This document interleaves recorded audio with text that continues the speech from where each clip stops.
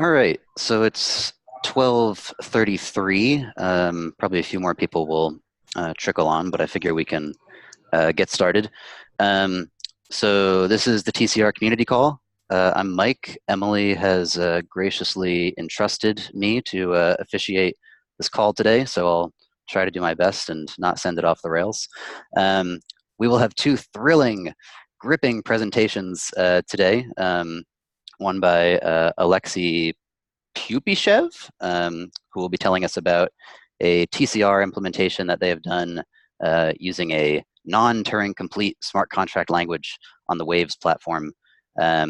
So he'll talk for 15 or 20 minutes, and then after that, I'll present a little research that I've been doing on the history of DAOs on Ethereum, what's been working, what's not been working, et cetera, for 15 or 20 minutes, and then we'll have time to chat. So tell me if you guys disagree with this, but I thought we could skip introductions today, and rather than like go around and do introductions, we can just say, if you talk on this call, feel free to introduce yourself. But if you just want to listen, feel free to chill. But does anyone strongly disagree on skipping introductions? No? I don't disagree. All right, we will skip introductions, but if you participate in the call, if you speak, feel free to introduce yourself when you do speak. So with that said, Aleksei, I will pass it off to you. Okay, hello guys. Let me share the screen.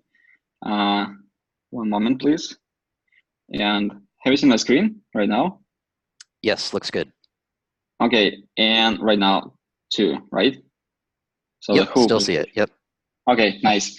So hello guys. I'm Aleksei Pupyshev, and I'm a blockchain developer, founder of History of DAO. It's a first DAO on Waves platform, and at the same time, I'm a technology evangelist of Waves platform. But I'm, blockchain agnostic, so I used to work with Ethereum as well and check applications, etc. So we are in the same boat in this Web3 area. So today I'm going to show you one case of how to implement the DAO and TCR particularly on non-Turing complete smart contract language called DAO. And it's actually one of the first applications right now, because that was released like 1 month ago. This is a place for community members to place and support each other projects, like using the simple donation mechanics. Like if you can see, have you seen these avatars? I can't hide it. Okay, so I hide it. Yes, the projects and the DAO members are able to support each other projects by donating some amount of cryptocurrency to the smart contract. And after the deadline, the project owner is able to withdraw money and implement that. So the Waves is using the Chrome extension or browser extension application called Keeper. It's actually the same as MetaMask, but less functionality here. Only transaction sign implemented here, and each operation in this application, in this DAO, it's actually calling transaction in the blockchain on the DApp smart contract. So then you're gonna donate. You can actually sign transaction. Okay, but if you see that the project is not is bad, or it contains some adult content, or inappropriate for the community, you can actually initiate the challenge by clicking report and initiate the challenge transactions. After that, we'll see the post moderation, and this post moderation is actually game. The betting game. There are another community members, another DAO members will use certain amounts of cryptocurrency to accept or reject the challenge, the project, and after that, those members who won the game, who were in majority of decisions like yes or no, those guys are winner, and the challenger or someone who in majority are actually a loser. In the case of if nobody is agreed with the delisting or listing, so just the TCR procedure. Our implementation is actually free votes, free votings, free participants in this voting, but it's actually it can be scaled for other for more participants. So how it's possible in non-Turing complete smart contracts? There are a couple of articles about do we really need Turing completeness in smart contract development, and I'll share the presentation in our chat, so you can find those articles and you can read it. But the non-Turing completeness means actually in the simple definitions, it means that there is no loops, there is no collections or no recursions in our smart contract code. So how it's possible?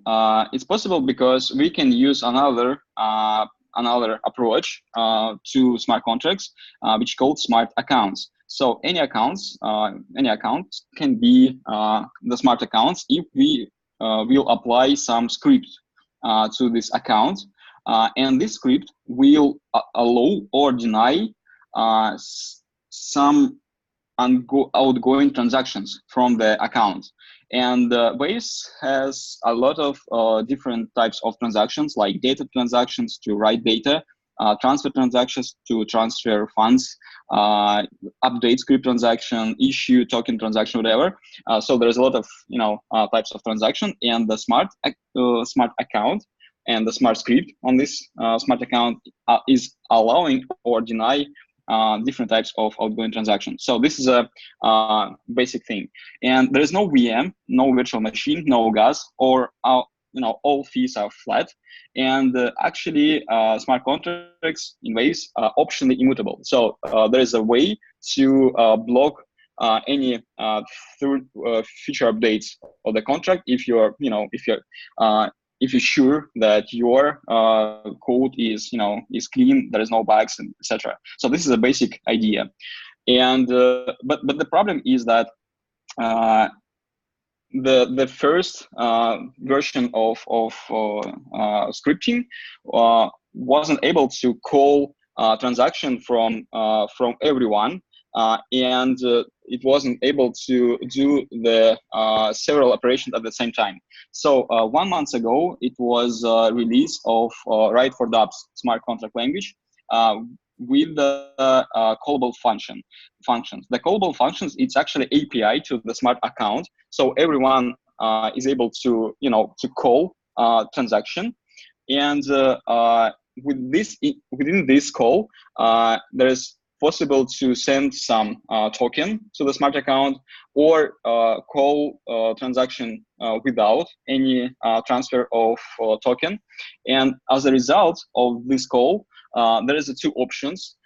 First options, the smart contract will write some information within the smart contract separate data storage, or smart contract will write some new data in the key value storage, and at the same time transfer funds to to particular addresses. So this is how it looks like. The smart contracts, smart contracts working with the two entities. First, it's a key value data storage, and second is code itself. So this is how key value storage looks like. And this is how the smart contract looks like. So you are free to open the Explorer and find the code, and find all steps of your logic execution. So let's come back to the TCR, to the voting procedure. How it works? It works based on the primitive, pretty well-known primitive, which called commit reveal scheme. So we have two steps. Commit step. Here we are collecting encrypted vaults by using hash function and some random string from client application. And the second step is the second transaction. Here we're collecting decrypted vaults and comparing their hashes with the recorded hashes. In this step, in reveal step, we actually are able to check who is winner and who is loser. So in our case, in the case of History DAO, we can see the voting vote commit transaction. It's a callable transaction. So here we have different parameters, item parameter and hash parameter. And this is actually a pretty simple function. As a result, here we have some new records in our key-value data storage, like who is caller and which hashes this caller actually trying to put into the blockchain. And in this situation, we actually using the trick which called double deposit for votings, just because we have a separate transaction, and in the several in the next transaction, in the reveal transaction, we have to have some incentive for participants to reveal their votes. So in this case, we are using both. We are using double deposit, like 2 waves or 2 ETH, whatever. And in the next step, we will release one deposit back, just because this user is actually completed everything we need from this user. So the vote function and reveal function. Reveal function is just it's just a method which trying to compare the vote and the salt, which already stored in the key-value storage, and which is coming from this user. And if they are same, so there is a it means that everything is valid, and the user have this vote.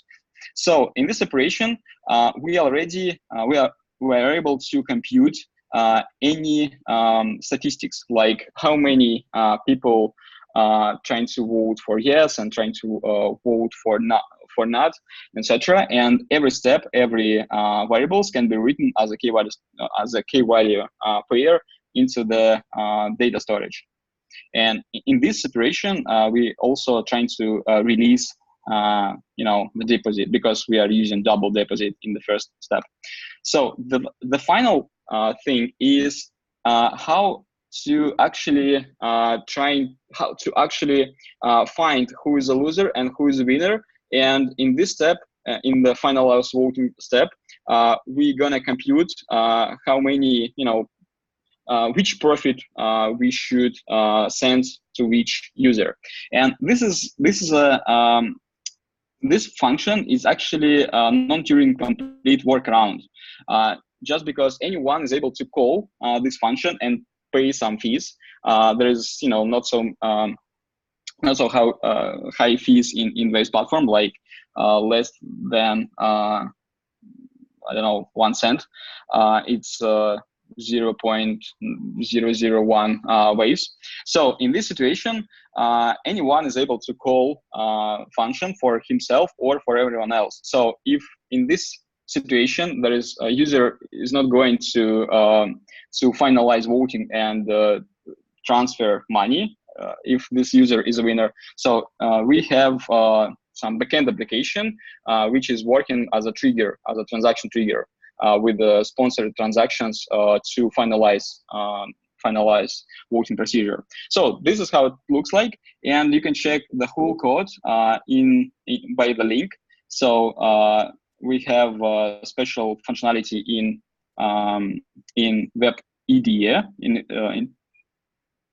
development environment. So you can check your code by this link. And finally, try non-Turing complete approach in any smart contract languages. Actually, it might works in Solidity as well. So you will have more easier understanding of your code. Your code will be much easier for formal verification, easier for understanding by others, and actually it's a way to have fixed fees, transaction fees in your smart contracts. And but here is one problem. No one is voting in TCR, so we have a problem in our DAO with the incentivization of members to actually vote or bet against the projects. So, any questions, guys? On a earlier slide, there was a little note that said that there's no VM. Does Waves not have a VM, and how does that work? There is no VMs. The smart contracts, it's actually smart scripts.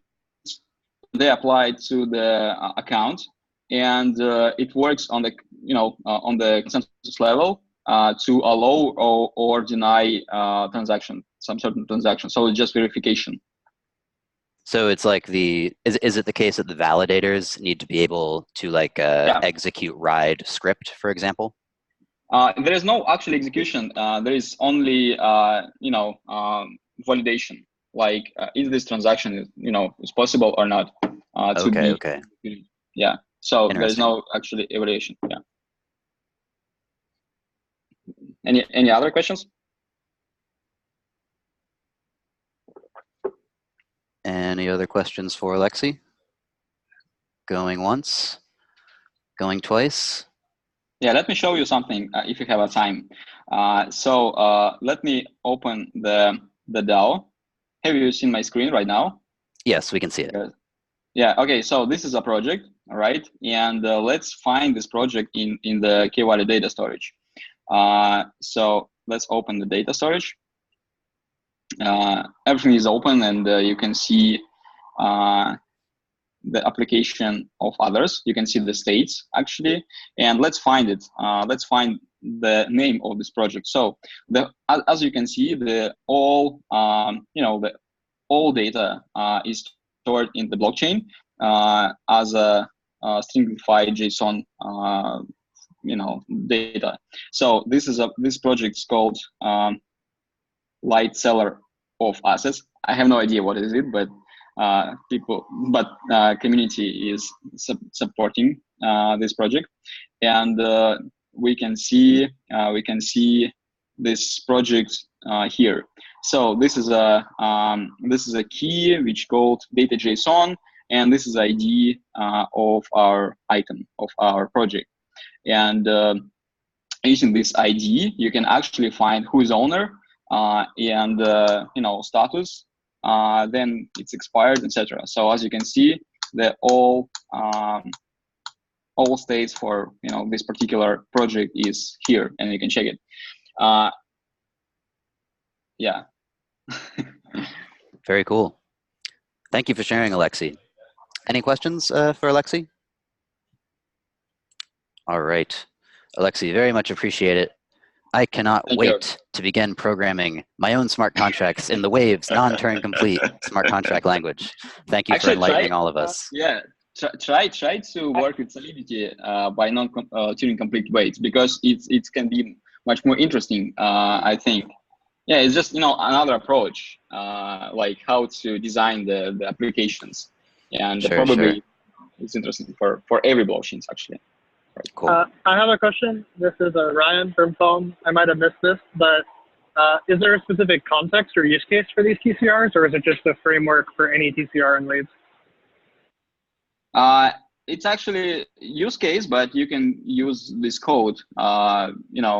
Just you can use it as it is for your own project. Just change the names of your keys, or some another logic in your case. So yeah, you can just reuse it as it is. Cool. Cool, thanks. All right. Yeah. So we will proceed. Thank you again, Aleksei. Really appreciate it. We will proceed to our next presenter, which is myself. Oh my gosh, here we go. I'm going to share my screen.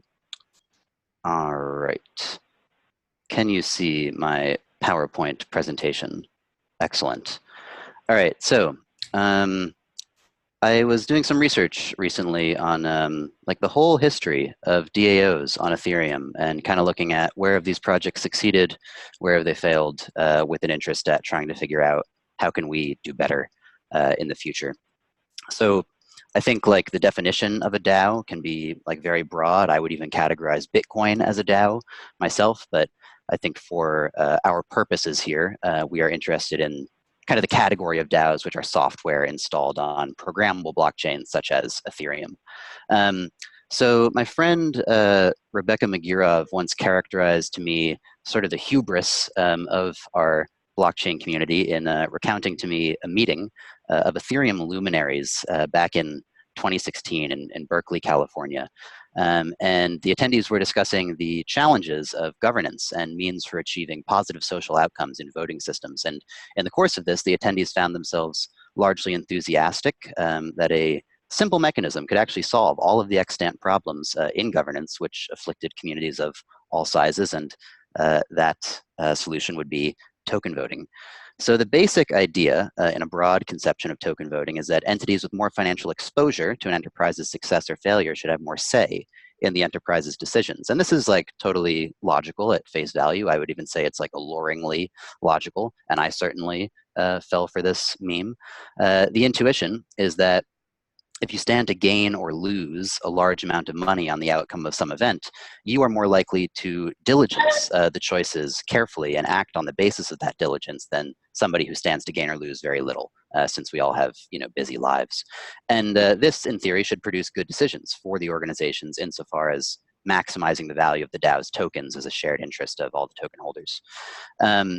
So in this presentation, we'll look at examples of DAOs that have existed historically and also contemporaneously on the Ethereum blockchain to see how this holds up in practice. And of course, we have to start with the famous slock.it DAO.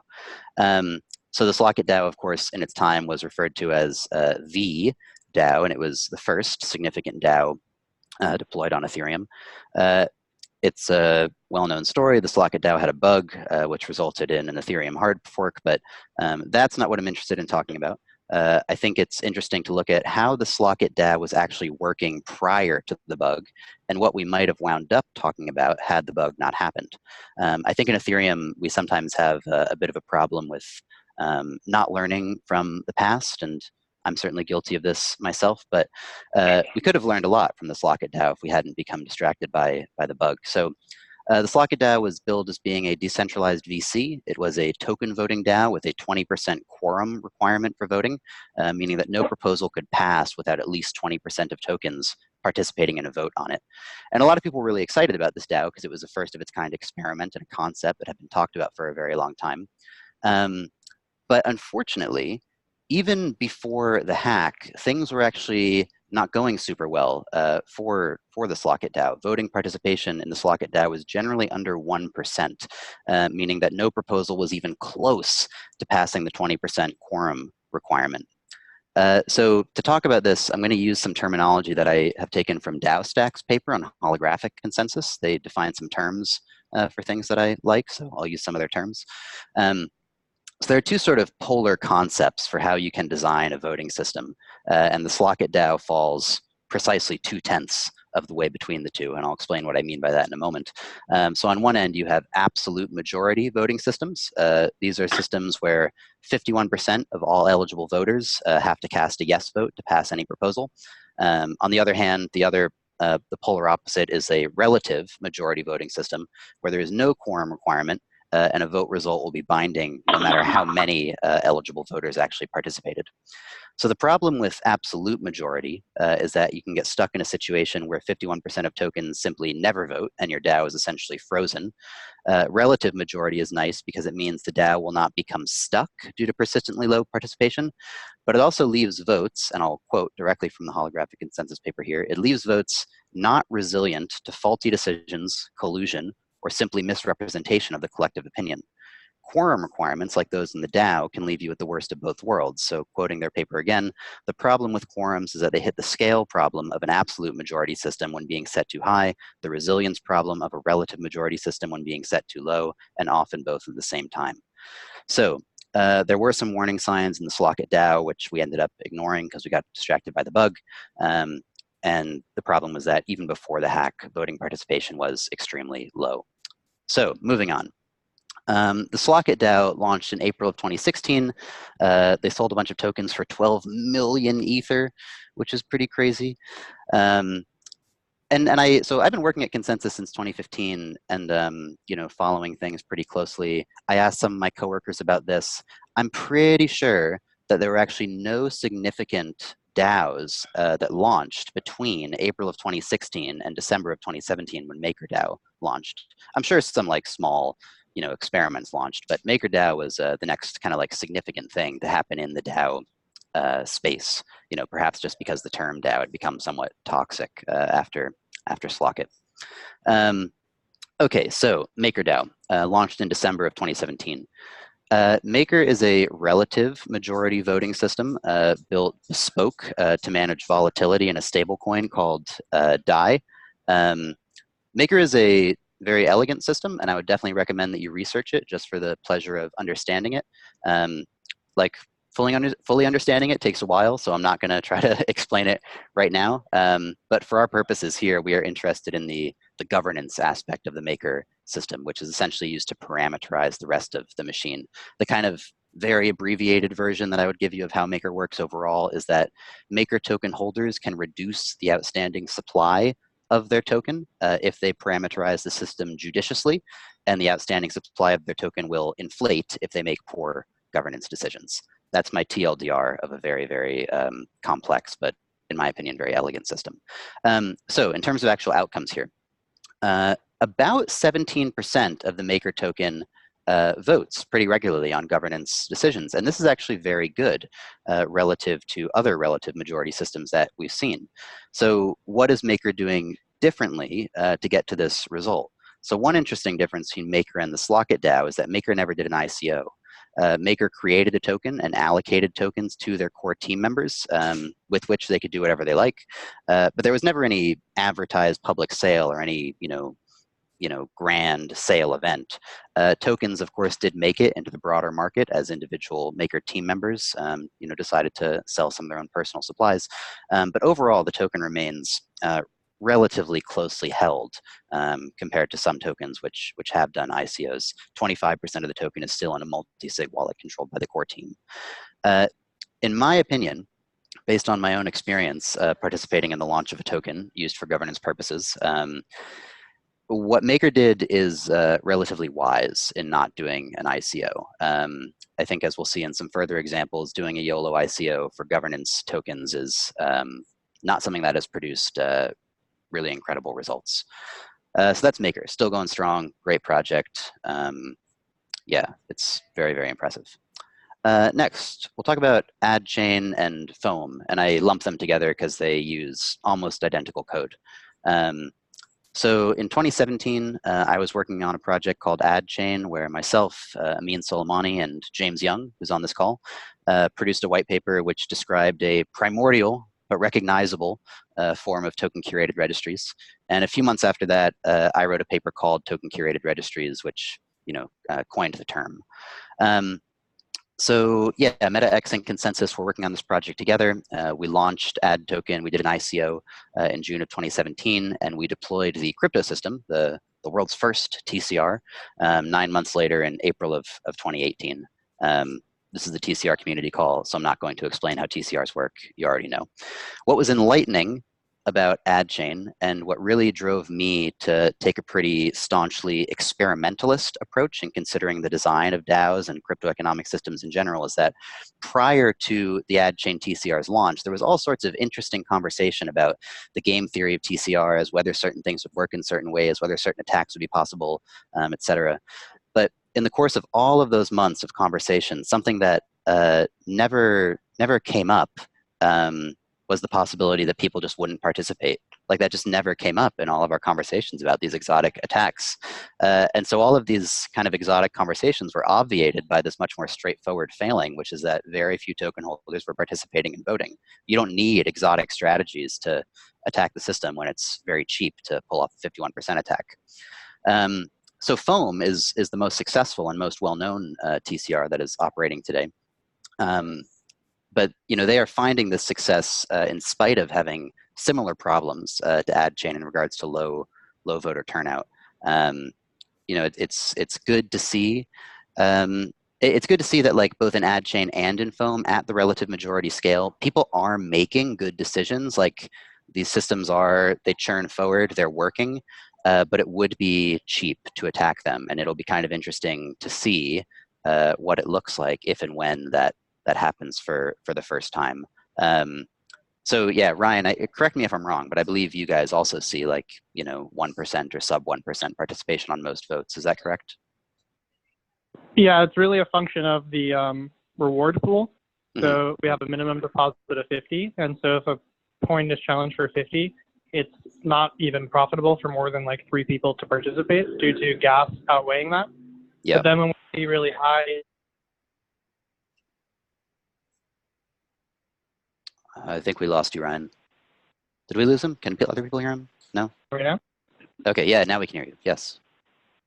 we've seen like upwards of like 35 unique voters, but there's always like a hard cap to like when it's not profitable for more people to participate.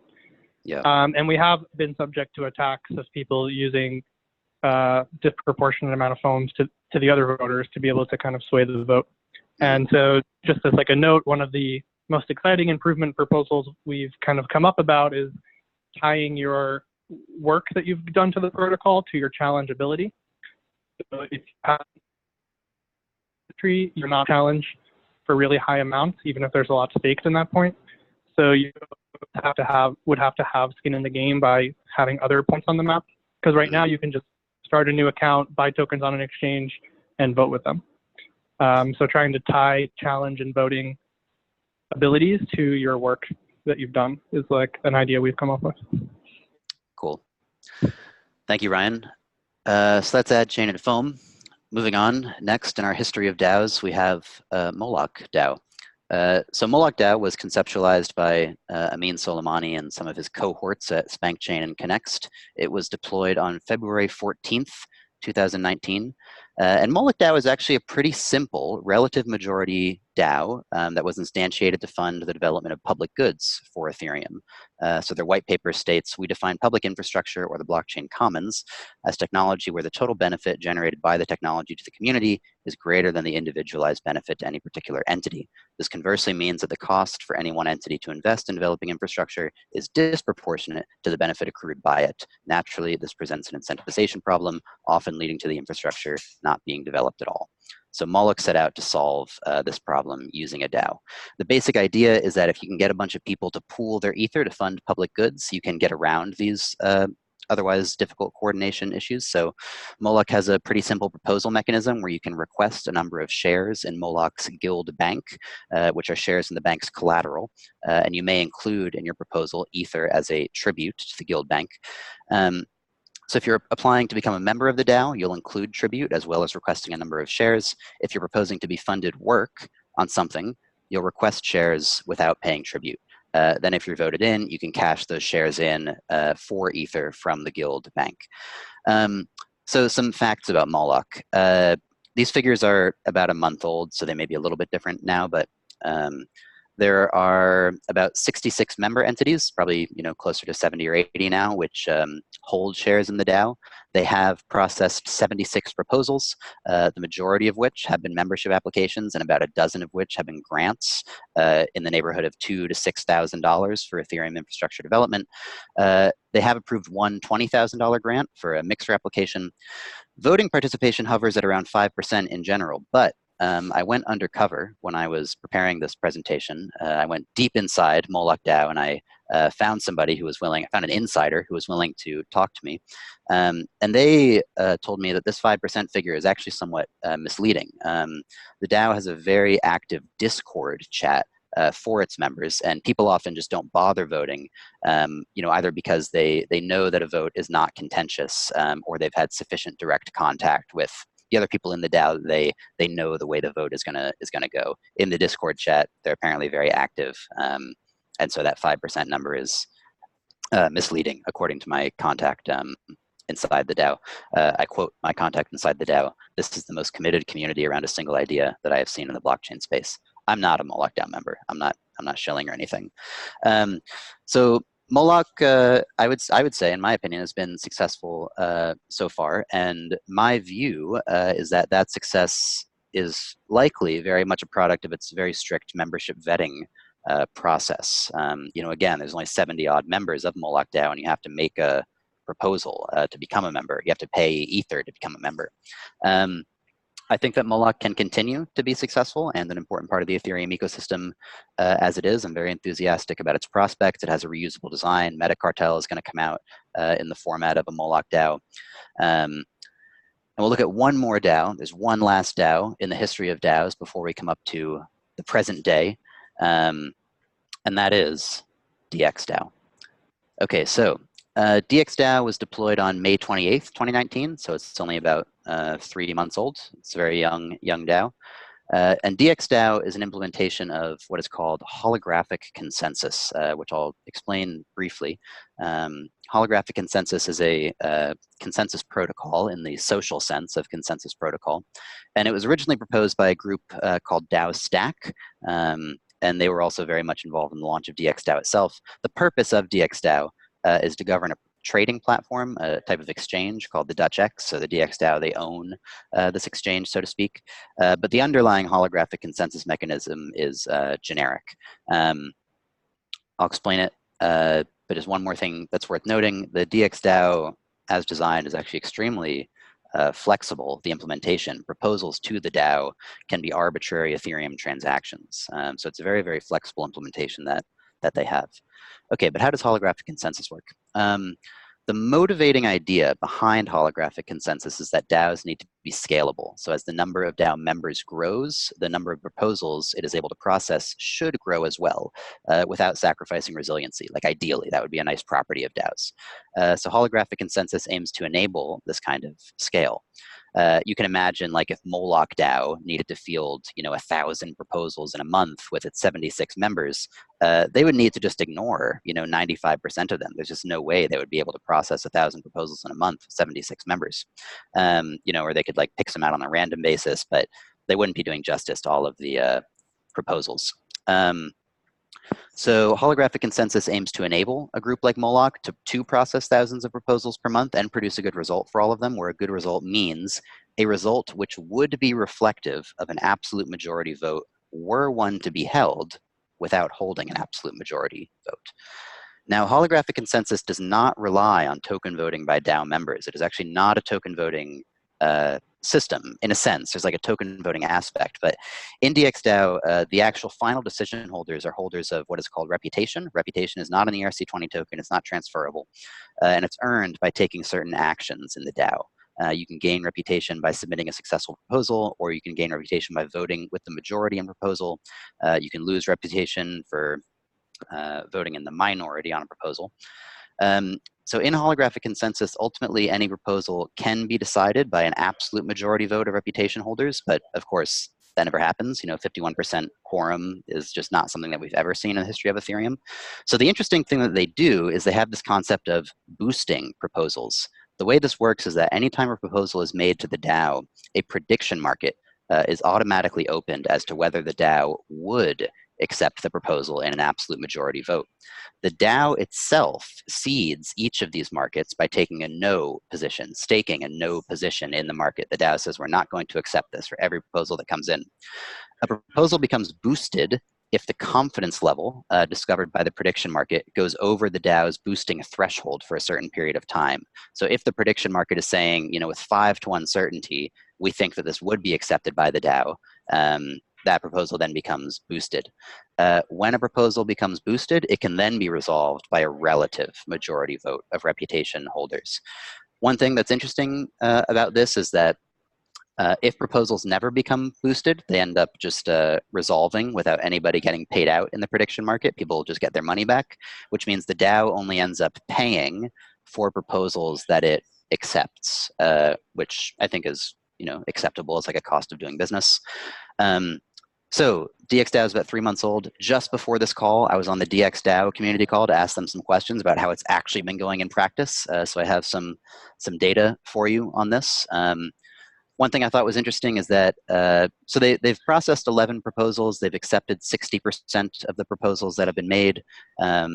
In the prediction markets that get opened for these proposals, between like $1 and $500 ends up getting staked. So not a huge amount getting staked in the prediction markets, but they do end up with about 25% of reputation participating in the votes that end up getting boosted and going to the relative majority phase.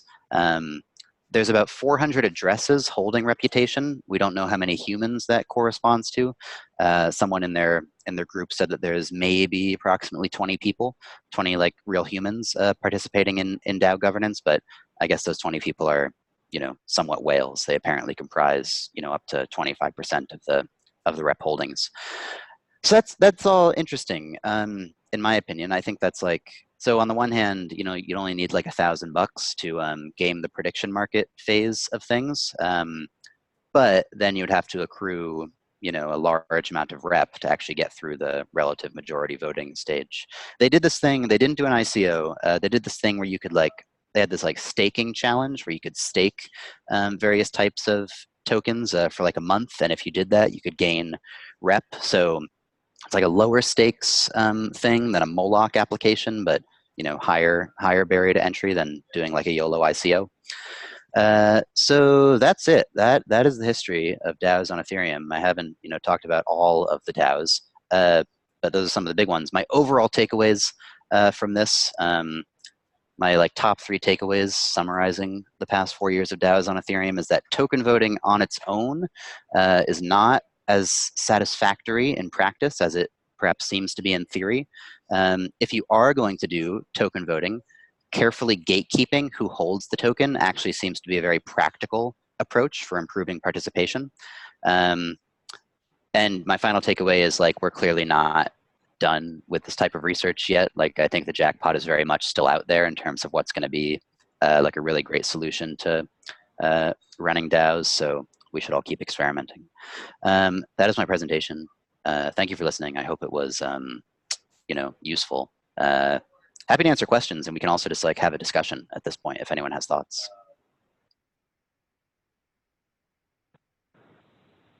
Thanks, Mike, for your presentation. That was really helpful. Sounds to me like dxDAO is really exciting, that they're trying things I haven't heard about with the rounds of prediction markets and like reputation you can get. So that sounds like a pretty fertile area to add to, the ongoing research. Yeah, I got excited about dxDAO initially because I'm not a member of dxDAO either. I'm not in any DAOs, weirdly. But like when I finally got around to reading their paper, it was the first paper that I had read in quite a long time where they actually like addressed the fact that token voting clearly has problems, and they were just trying to do something different to see if they could solve it. So, I mean, one kind of weird thing about it is they don't totally get rid of token voting. They kind of just like punt the token voting off to this prediction market stage. There's a separate group of token holders called Gen. They have a Genesis DAO. They have their own DAO. And it's the Gen token holders who are allowed to participate in the prediction markets. Again, it's only $1 to $500 that's being staked in these prediction markets currently, so that's not a great result. I was also asking them, like, if I wanted to deploy my own dxDAO, do I need to talk to the Gen token holders about like what my DAO is all about? Like, if I want to deploy a dxDAO that's about like, the cutest whales in the ocean, Gen token holders ostensibly need to know about, they need to educate themselves not only about, okay, what makes a whale cute, but also like, what are the opinions of the DAO members as to what makes a whale cute? Because what they're really voting on is like, will the DAO accept this? So yeah, they add a layer of indirection. They sort of punt it, but adding layers of indirection can often be useful in solving problems in computer science. we'll see. Yeah, I do think dxDAO is very interesting. One other just feedback is how you've kind of highlighted like the money being at stake and how someone could like spend an easy amount to potentially game the vote. I'm like wondering about the inverse, if it's like beneficial just looking at foam that like ultimately if there like you think highly of like low voter participation. So if there's only like 3 voters on this thing, and the stakes are not that high, it's very possible over like the long run, those people are like really dedicated to the outcome. So just some food for thought.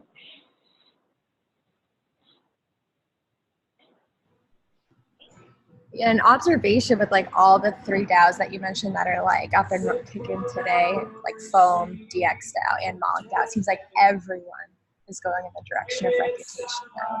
Moloch with like the inner circle, I guess, and then dxDAO and Foam going that direction too. So it seems like everyone's trying to, everyone's finding that solution to replace token voting. Not to put John Kelleher on the spot, but you're participating on dxDAO, aren't you?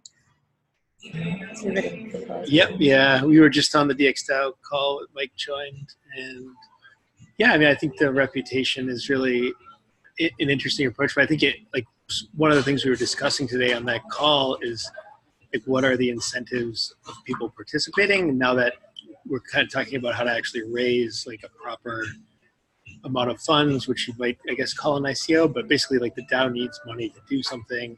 Right now, the reputation holders control it. Some team has done some work putting a bonding curve together that will issue a dividend yielding token, so that it would be separate from the reputation. So one of the things we're struggling with is like, okay, great, people have reputation, they vote, but like, so what, and how do you actually raise money now? And like, how do you actually allocate the dividends from the exchange? But yeah, I think you guys got to start like getting those exchange fees. I mean, I think once there's actual fees flowing into dxDAO, then it's a very attractive proposition, I think, for people to want to buy the dividend tokens. Like buying them today would be very speculative because you're not actually collecting those fees yet. right. Yeah. So like that is an idea, is to send those fees to the bonding curve so that the people buying those tokens get those fees. But that ability to change that would still be in the hands of the reputation holders. So I don't know, personally, I would have a problem buying tokens whose dividend depends on people that I don't really know or understand their incentives. Anyone else have thoughts or opinions on the subject of token voting and what happens after token voting? Yeah, I see some problem with the reputation, just because, you can have too big reputation to manipulate, actually, if you are owner of this DAO, for example. So how to prevent those hacks? Yeah, I mean, in the case of dxDAO, you have to like successfully get a proposal processed, which probably be hard to game. Then I don't know how dxDAO handles voting in terms of like people. Like you also gain reputation if you vote in the majority. I don't know if you do commit reveal or if you do anything to prevent people from just like bandwagoning onto what looks like the larger side of the vote. Really, there's no commit reveal at all. So would it be possible to like write a script to just like always vote with the side that seems like it's going to win? Yeah, exactly. Depending on, like how you view that. But yeah, you could just say, oh, this one's up more, vote with that one. Interesting. It would be interesting if someone on the dxDAO or the DAO stack side in general was going to model holographic consensus in cadCAD or any of these reputation models or anything like that. I know it wouldn't be easy, but it's definitely doable, and I think it would be really telling to see what the simulations show about those kinds of mechanisms. What is this thing? cadCAD? I haven't heard of this. cadCAD is the simulation and modeling tool coming out of block science. It was just open sourced last week at the Token Engineering Global Gathering. So it's basically a complex, adaptive, dynamic, computer-aided design tool. So it's kind of like the AutoCAD for mechanical engineering for token engineering. Interesting. Definitely something to take a look at. It's built on the Python stack, so it uses data science libraries. You can use NumPy, SciPy, and all these basically like large data crunching tech stacks that you can feed in all of your agents, all of their allowed actions, and then run parameter sweeps and Monte Carlo analyses and come up with like, you know, how the system is going to behave under a wide range of circumstances. Anyone cool. can use it now. It's open source, so I can just go find a version of cadCAD and start writing my simulation. Yeah, it's in Block Science's repo, blockscience/cadCAD. So you can definitely go take a look, and yeah, you can play with the tool itself. It also runs, I think we have a Jupyter Hub server up right now, so you can play with some of the tutorials and whatnot. And there's some cool stuff being put together. Billy Rennekamp is working on that with Clover's network. So his stuff might be more accessible than some of Zargham's examples, but I think it's really important to start getting people testing and simulating, because there's DAO Stack's doing some really cool stuff. dxDAO is really cool, but I'd be interested to see how those like simulations play out when you run it through like parameters. How difficult is it to write those simulations? About a year ago, maybe it was.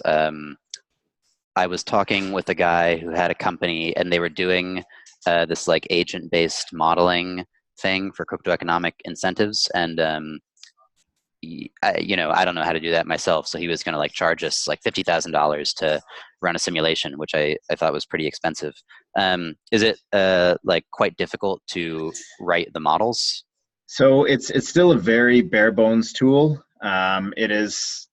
I mean, depending on your familiarity with the Python stack, I mean, I come in as a non-dev and look at it, and I'm like, what is going on here? But of course, when I run through it a couple times, it definitely is a bit of a learning curve if you're not already familiar with that stack. But it is quite clear when I walk through it with Zargham, and he says, okay, here are all my initial assumptions. Here is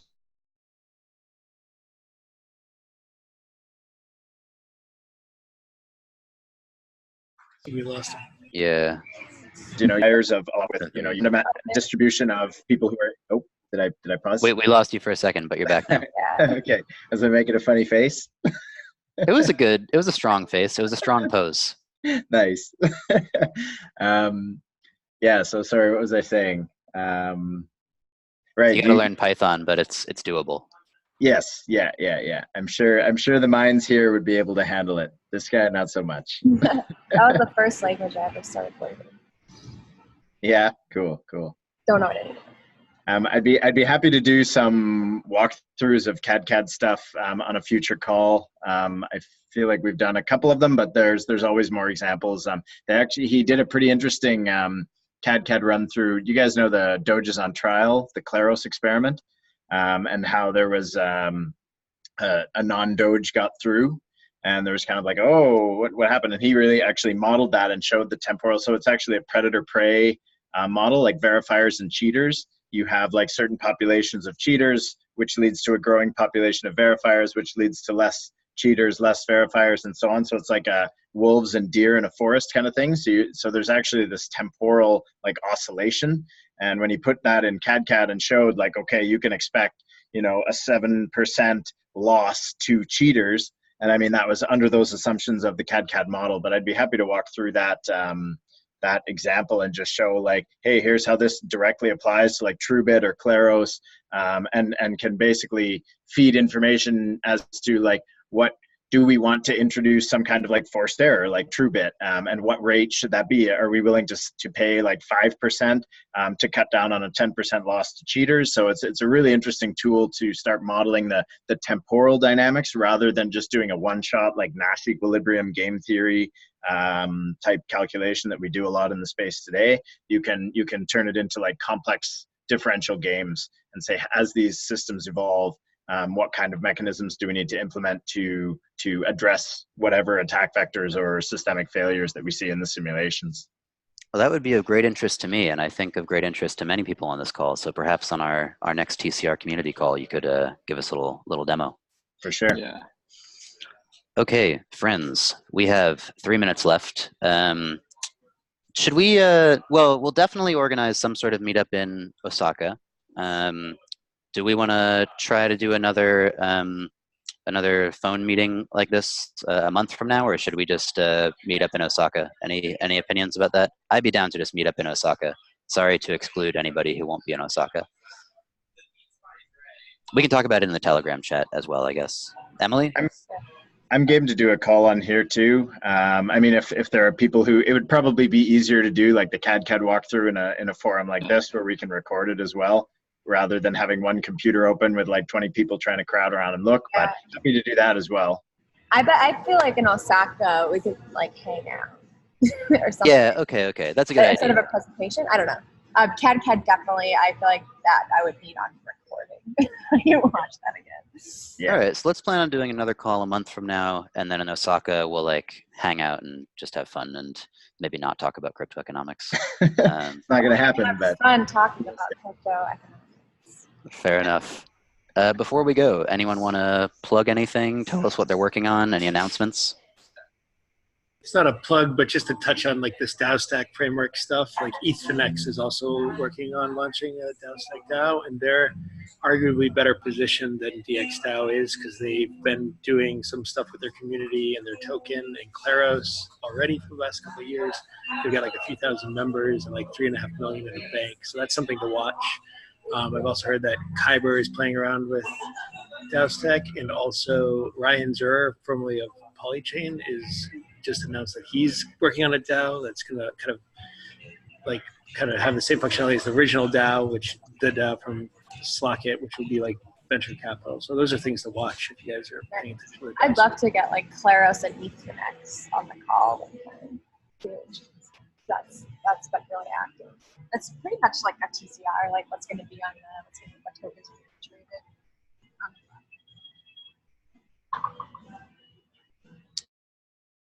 Anyone else? I'll just Any quickly add for anyone announcements? on the.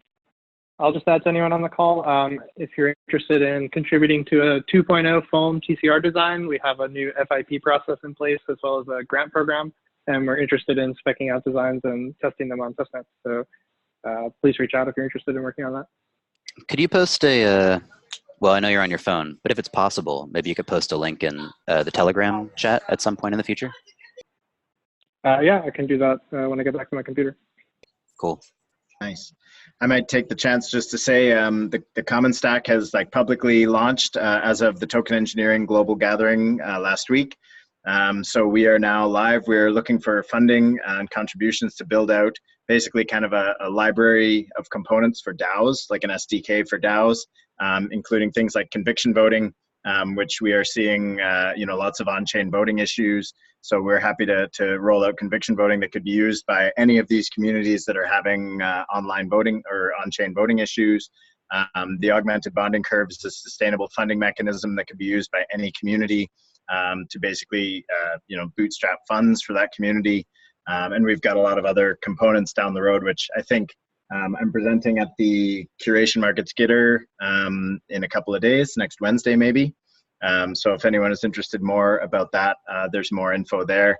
And you can also check out the presentation from Teg. I can share a link if anybody's interested in checking out more about the Common Stack. Really cool stuff to come. It's all cadCAD, token engineering, kind of trying to establish some standards and components in DAOs moving forward. So really interesting stuff to come. Cool. Thank you, Jeff. Anybody else? Announcements, plugs, expressions of joy? Okay. Thank you, everyone, for joining this call. Emily, anything? I just made an expression of joy. Oh, thank you. Thank you. Really appreciate that. Okay, so we'll organize another call for the last Thursday of September, and we'll meet up in Osaka. We'll talk on the Telegram. Thanks again for joining. Thanks, Aleksei, for presenting. Thanks, Emily, for letting me officiate. Thank you. Live long, prosper, and be easy. See you all next time. Thanks, Mike. Thanks, everyone. Bye. Bye.